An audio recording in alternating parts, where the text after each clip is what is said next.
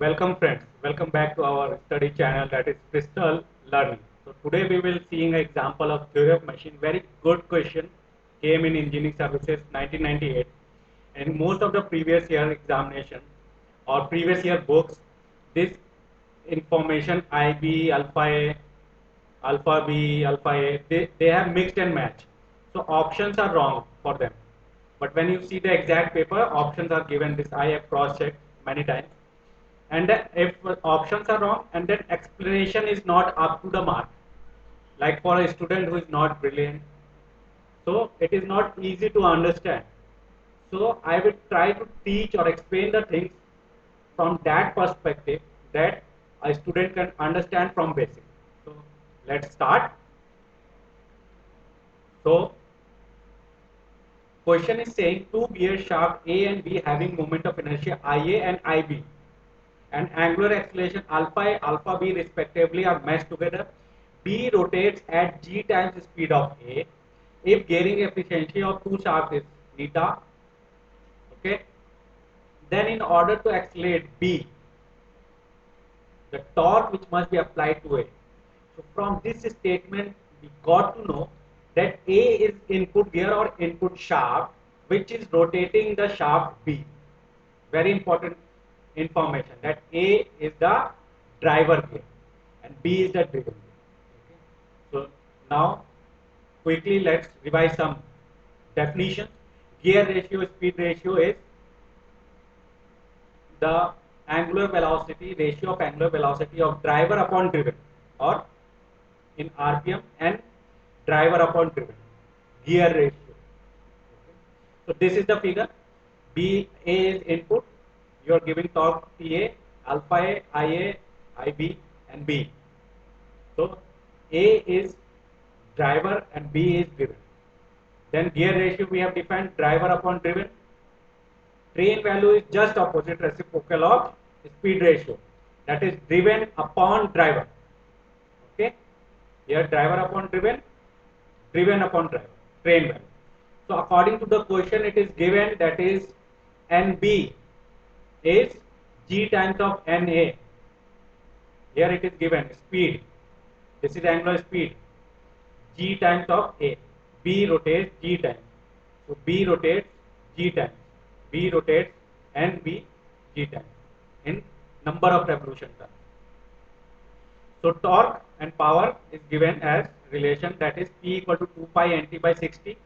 If there is ideal gearbox, that means input and output powers will remain same and we will get 2 pi NATA upon 60 equal to 2 pi NB upon 60 or NATA equal to NBTB or TB upon TA equal to NA upon NB equal to gear ratio.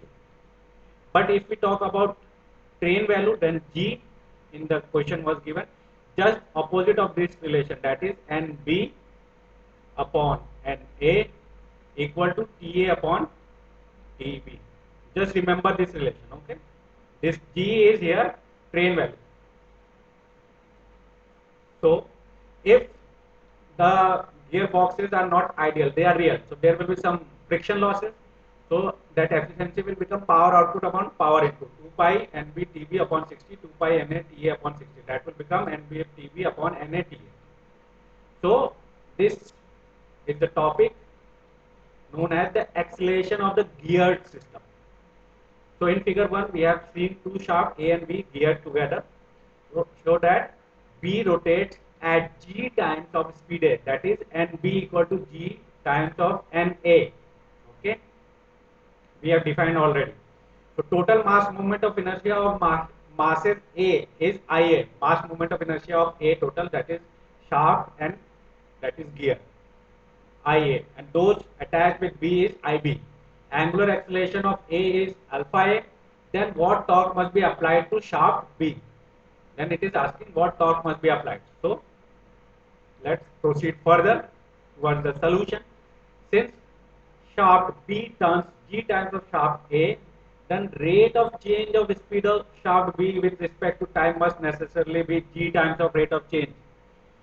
So it is given that omega A equal to G times of, sorry, omega b is given g times of omega a, divide by dt, okay. G is constant, it will come outside, so it will become angular acceleration, that is alpha b equal to g times of alpha a, okay, rate of change of angular speed. So we have reached here, alpha b equal to g times of alpha. From rotational mechanics, we know torque equal to I alpha, moment of inertia I and angular acceleration alpha. So it follows that torque required for the angular acceleration of B, means angular acceleration you have to give to B, what torque must be given at B. Then TB equal to IB alpha B. IB will remain same. Alpha B we will substitute from this relation, that is G times of alpha A. So this becomes G alpha B IB alpha A. This is the important relation. Just remember this. We will use it in the next topic. So this statement, shaft A has to overcome its own moment of inertia plus moment of inertia of shaft B also to provide the rotation from shaft A to shaft B. This means that shaft A is there, it has to rotate. So how it can rotate? It will rotate only if it is able to overcome its moment of inertia. Moment of inertia, it is in rest. Now we have to rotate it, so it has to overcome its own moment of inertia. Plus, now it has to also rotate B. So it has to also overcome the moment of inertia of B. Suppose that if we compare from real situation, suppose there are two persons A and B.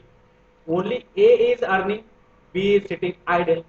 So you have to take care of yourself also, your needs, and plus you have to take care of B also. So you need more money. Similarly, in this case also. Okay, so this is the same. So now we have to calculate the torque for both. So first we will calculate what torque must be given to A to overcome the inertia of shaft B. So we know that TB is provided on shaft B is given by G equal to NB upon A. Therefore, from equation 3 we have seen earlier, I have written also, that is NB upon NA equal to TA upon TB. Okay.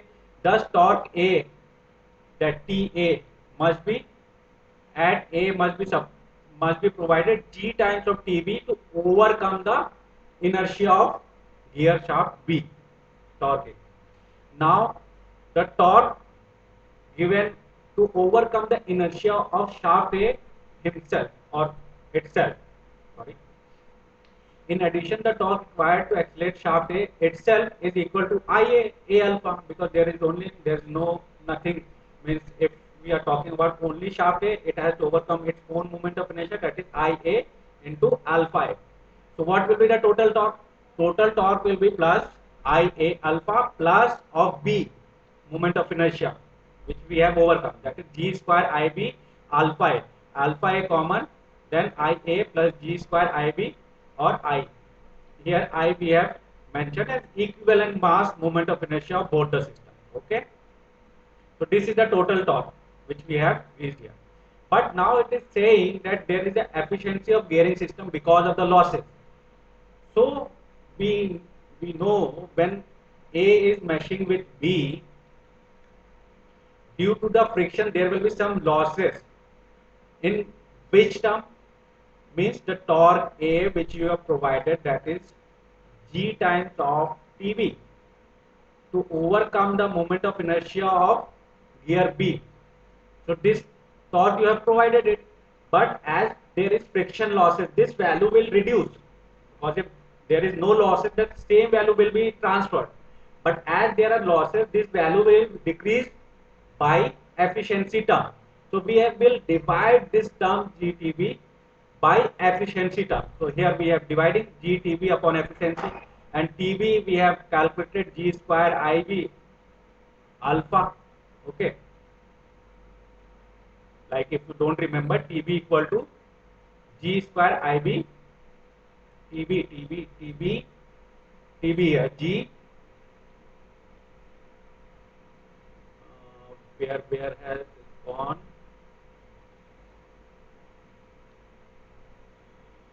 This is TB.